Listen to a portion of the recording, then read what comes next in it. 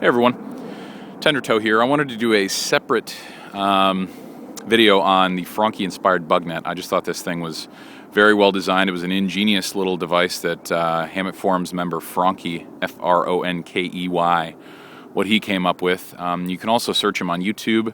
I believe his name there is FL Surfer with some digits after it. This is just a great, simple solution to bug protection with your hammock. You can search his original video and thread on this, but I just figured I'd give it a go of describing what I did.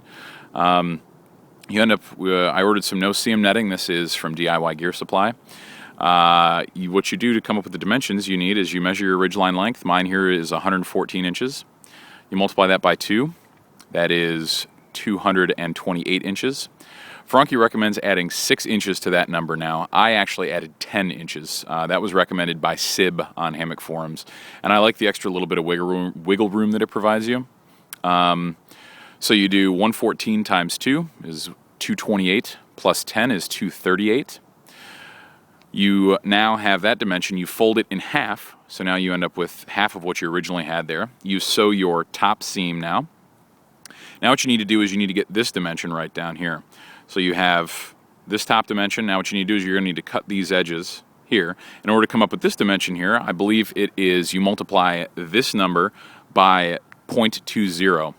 And that's how you end up with this dimension down here. You measure in 20% and you measure in 20% on this side, and that's where you end up cutting here. So you have 20% in from from a direct rectangle.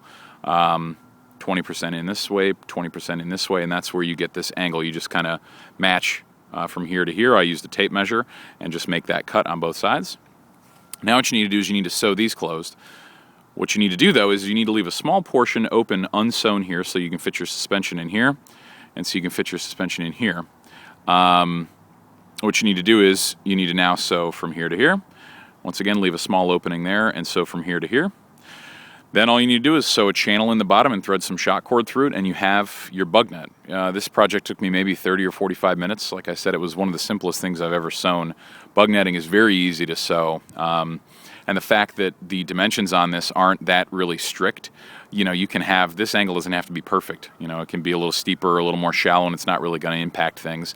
The edges don't need to be straight. In my opinion, granted it's a cosmetic thing, but you wouldn't necessarily be able to tell the difference if this was, straight or not. Because once you end up sewing it, you end up flipping everything inside out, and it doesn't really get impacted that much in my opinion. At any rate, I wanted to show my little addition that I made here at the ridgeline, the area that I said was left open. Fronkey just left these open in his video. He just left them unsewn, and you can thread your suspension through it. I actually sewed some Omni tape here on both sides, and basically what this does is it just kind of keeps everything in place. So you can, you can kind of use this and stick it, I guess, and you can use this like a big snake skin and kind of unfurl it all the way off and just kind of have it hanging over off to one side. And then when you want it back again, you just take it, place it, and use the Omni tape to cinch it closed. To get in at the bottom here, like I said, it's just a big glorified stuff sack. So you just kind of, it's got a hole at the bottom here that you can adjust the cinch by cinching that cord lock down or leaving it further open. You just kind of hop in like a big stuff sack and then cinch it up behind you. And it just hangs like so. You can see there's enough room down there for an underquilt. I've put on my my winter incubator on this hammock and it had enough clearance. I like the way it hangs, in my opinion, more than the designs that are used by the big name manufacturers out there, in my opinion, with the sort of zipper on the side. The reason why I like this design better than that is because you can see how the shot cord on the bottom kind of cinches things up and makes it more of a just imagine if this were hanging down, it would be hanging down to here if it did not have that shot cord on it. Basically, it just gives you a little extra clearance, I feel, in my opinion, on the bottom, so you're not dragging your bug net in the mud. I like that shot cord bottom portion because not only does it cinch up behind you and keep everything cinched up so the bugs can't get in, but it also takes up some of the slack of the bug netting itself and, prevents that from dragging in the mud. So that's my quick little review on this. Once again, really super simple, project. In my opinion, this was simpler than any stuff sack I've ever sewn.